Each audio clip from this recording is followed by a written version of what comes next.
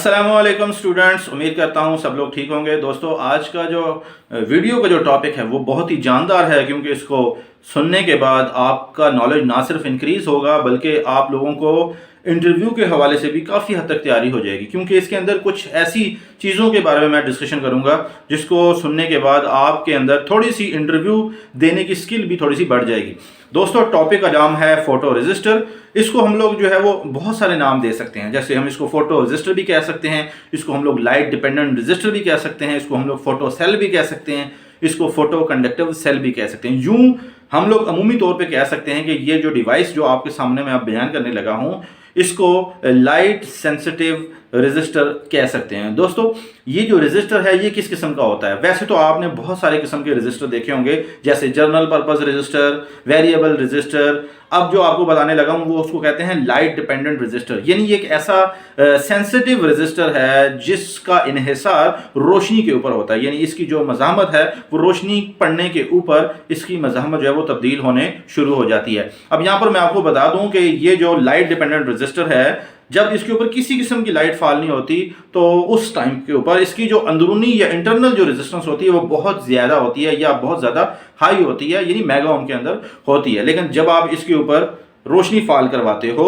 रोशनी fall करवाने से क्या होगा? उस वक्त इसकी जो इंटरनल रेजिस्टेंस की जो वैल्यू है वो इंतहाई कम हो जाती है, यानी मेगा ओम से ड्रॉप आउट होके 100 ओम्स के अंदर आ जाती है। अब इसकी वजह से क्या होता है? इसकी वजह से करंट फ्लो करने शुरू हो जाता है। अब यहाँ पर समझने की ज़रूरत है कि इंटरव्यू में ये अक्सर सवाल पूछ सकते हैं आपसे कि ये कैसे पॉसिबल है कि लाइट फॉल करने से इसकी मज़ाहमत डाउन हो जाती है। ठीक है, उसकी बुनियादी वजह यह है कि जब आप लाइट डिपेंडेंट रजिस्टर के सेंसिटिव पार्ट के ऊपर फॉल करते हो, उस वक्त क्या होता है कि ये जो रोशनी इन दी फॉर्म ऑफ फोटॉन्स होती है, ये जब फॉल करती है तो वैलेंस बैंड जो आखिरी बैंड होता है एटम का, उसके अंदर जो इलेक्ट्रॉन्स पाए जाते हैं वो एनर्जी को ऑब्जॉर्व करते हैं। हम ऑब्जॉर्व करने से क्या होगा कि वो जब बहुत ज़्यादा एनर्जी उनके अंदर आ जाएगी, वो स्टिमुलेट होंगे और कोशिश करेंगे कि जंप करके अपने नज़दीकी जो है वो बैंड में जाएं। तो नज़दीक तरीन जो वैलेंस बैंड के बैंड होता है आउटर साइड के ऊपर, उसको हम लोग कहते हैं कंडक्शन बैंड। तो वो जंप करके उसमें चले जाते हैं, यानी फ्री इलेक्ट्रॉन बन जाते हैं। इस तरीके से करंट फ्लो होने शुरू हो जाती है, और करंट उसी सूरत में फ्लो करती है जब आपके रास्ते में रुकावट ना हो। तो रुकावट ना हो का मतलब ये है कि मज़ाहमत डाउन हो जाएगी या कम हो जाएगी।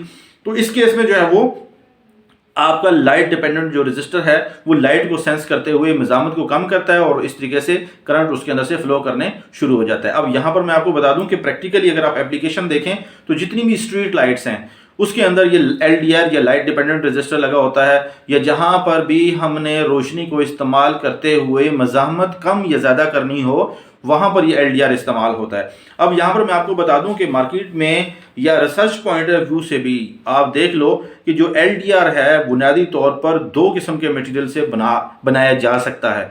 अब बनाया ये जा सकता है सिर्फ सेमीकंडक्टर से। अब सेमीकंडक्टर में भी दो किस्म के मटेरियल होते हैं, एक को हम लोग कहते हैं इंट्रिंसिक सेमीकंडक्टर, दूसरे को कहते हैं एक्सट्रिंसिक सेमीकंडक्टर। अब यहाँ पर सवाल उठता है कि हम लोग खालिस सेमीकंडक्टर को क्यों इस्तेमाल नहीं करते और मिलावट वाले को क्यों करते हैं? ये इंटरव्यू में अक्सर सवाल पूछते हैं। तो इसका जवाब भी अब आप सुन लें, जो कि अगर आप LDR या कुछ ऐसी डिवाइसेस दूसरी वाली जैसे कि ट्रांजिस्टर भी हो गया, डायोड भी हो गया, या LDR ले लो, ये अगर हम लोग बनाते हैं खालिस सेमीकंडक्टर से यानी इंट्रिंसिक सेमीकंडक्टर से, तो उसमें क्या होगा? उसमें यह होगा कि जो वैलेंस बैंड और कंडक्शन बैंड के दरमियान में जो गैप होता है वो इंट्रिंसिक सेमीकंडक्टर के केस में थोड़ा सा ज़्यादा होता है। अब जब वैलेंस बैंड के अंदर से इलेक्ट्रॉन जंप करके कंडक्शन में जाएगा तो उसको ज़्यादा एनर्जी दरकार होगी, क्योंकि वैलेंस बैंड और कंडक्शन बैंड के दरमियान में जो फासला है वो बहुत ज़्यादा होता है इंट्रिंसिक सेमीकंडक्टर के केस में।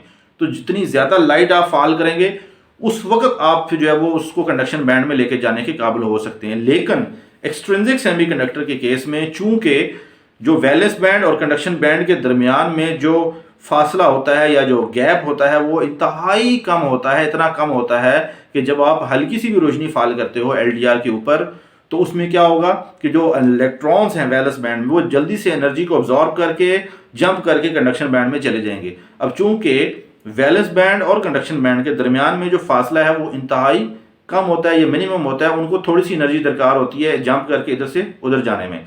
तो हमेशा ये रिकमेंड किया जाता है कि हम वो सेमीकंडक्टर इस्तेमाल करें जो कि एक्सट्रिंसिक हो, यानी जिसके अंदर मिलावट की गई हो दूसरे एटम मटेरियल्स के एटम्स की, जैसे फास्फोरस हो गया, बोरॉन हो गया या इंडियम हो गया, इनकी।